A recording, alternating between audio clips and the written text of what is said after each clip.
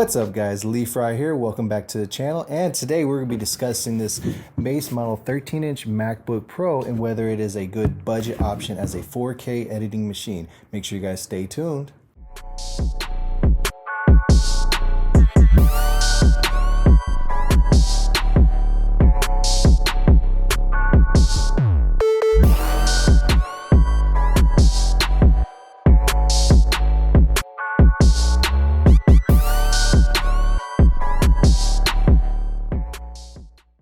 Alright guys, welcome back. So like I said earlier, we're discussing whether this 2019 base model 13-inch MacBook Pro is a good 4K editing machine. Real quick, some of the specs, full disclosure, I'm not a huge computer nerd, so I'm not gonna dive in too deep when it comes to these specs, but I'm gonna go over some of the basic specs that this thing does come with.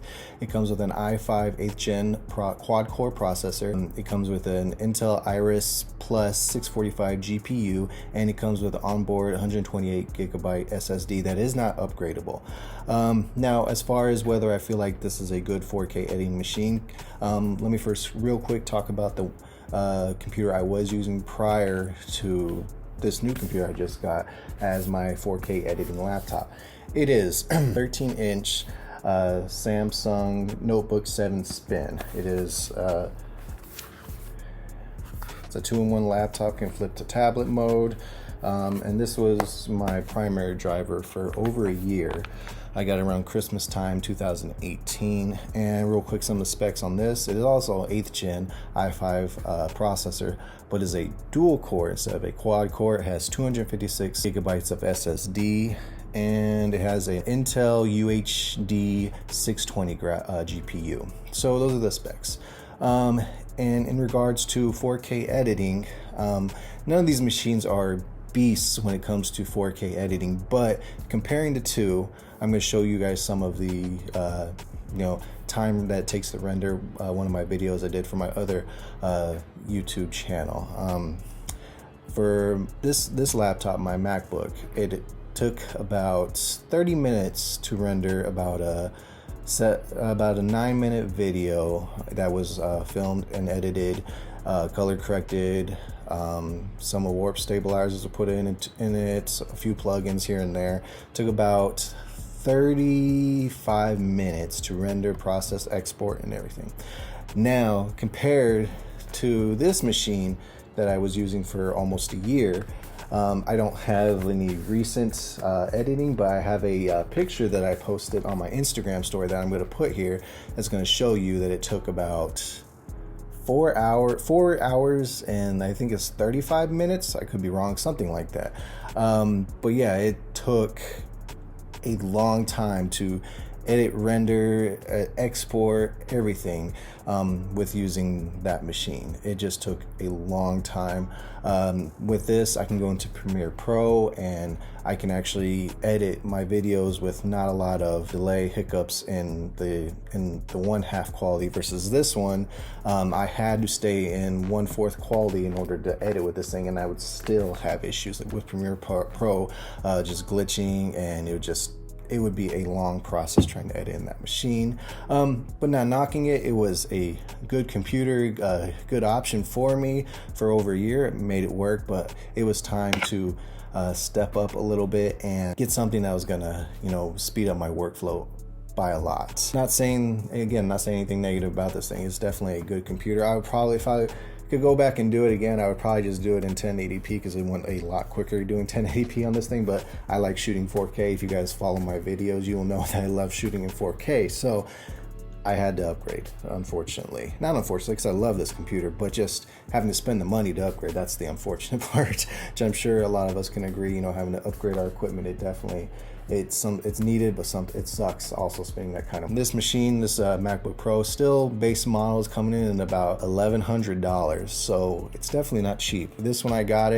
around Christmas time of 2018, like I said earlier, and that was about $800. So I mean, for $300 more, granted this does have more solid state drive, but solve that problem by just getting an external hard drive, which I got for my MacBook Pro. Another positive that this thing did have compared to my MacBook Pro, the ports. I don't know if you guys can see, but a lot more port options. Anyone that's familiar with MacBook Pros, which I'm sure pretty much everybody out there is, there is not a lot of port options. You have to live that dongle lifestyle, which I am doing right now, because I got my mic set up right here, hooked up into my MacBook Pro, recording my audio for this video with the dongle attached as well. So yeah, that's the only probably downfall I would say with this machine. Also with 128 gigs of onboard storage, that's very limiting, and you can't upgrade it, which kind of sucks. But just have to be, at least I have that external hard drive, so it definitely makes it better. Definitely helps me out because I don't have to just or have everything on my computer I can have on the external hard drive. So definitely, if you love editing videos, if you're just getting into it, I definitely recommend when you have your editing computer, whatever it is, to definitely invest some money in getting an external hard drive, because it definitely makes your life a heck of a lot easier. There's a lot of positives again I love about this computer, not only just the performance that the 4K edits a lot faster than it did on my previous computer. I love the big trackpad. It works great. All the stories I would hear about the MacBook's trackpad definitely is true. Love it. There's a lot of mixed reviews when it comes to the touch bar. I actually like it. I don't use it like all the time, but I probably 50% of the time I use it, and I love it. Actually, I think it's a great option, great little tool that you can utilize. I don't understand why there's so many people that don't like it or kind of mixed. I'm not mixed at all. I actually like it a lot, but that's just me. The speaker quality is great. I love the upward firing speakers. On this one, speakers were down here at the bottom, so anytime just watching videos or editing and trying to just listen, the audio was not very good, so that kind of definitely sucked. So yeah, my final thoughts, I do think this is a great, for what you get, it is a great budget option. Budget-ish, I guess. $1,100 is still a lot, but what you get and the performance that you get, it is a good option as a 4K editing machine, as long as you're not doing any crazy big projects. Let me preface this by saying that if you're going to be doing like super crazy editing, like if you're going to be trying to do 8K raw files and all that kind of stuff, or just trying to export a huge project, like a big documentary, anything that's where you're gonna have a lot of plugins, very heavy color grading, color correcting, all that different type of stuff. This probably isn't going to be your machine. If you're making YouTube videos like this, anywhere from 5 to 15 minutes long, I think this is a good option if you love shooting 4K. And then if you're not a 4K shooter and you're okay with shooting 1080p, I think this machine would be great for that. But like I said, as a YouTube channel, shooting 4K, making videos where you're not doing any crazy things to it, I think this is a great option for you if you're in the market and if you have the budget to spend this $1,100. I know $1,100 is not very budget if you think about it, but for what you get, it's definitely worth it in my humble opinion.